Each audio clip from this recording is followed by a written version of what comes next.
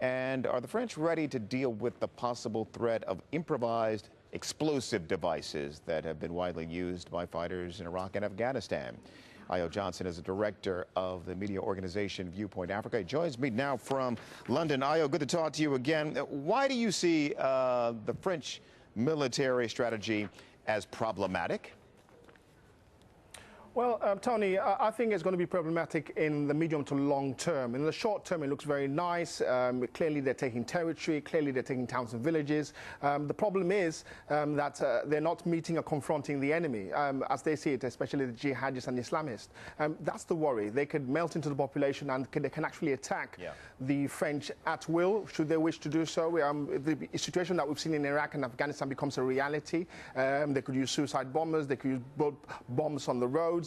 So there's that aspect that the French have got to be mindful and concerned about.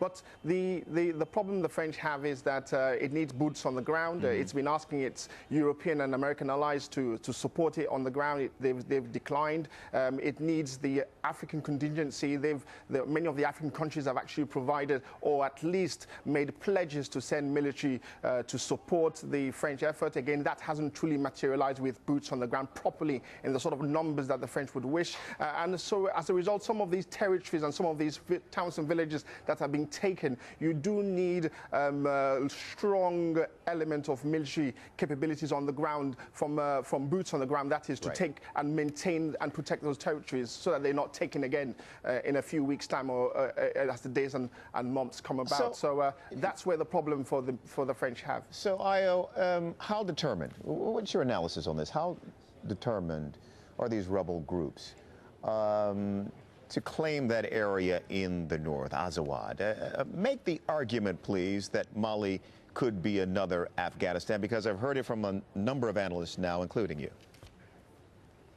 Well, the thing is, Mali is very, its terrain tells you, I mean, the Sahara is no joke. You don't want to be on the ground for too long.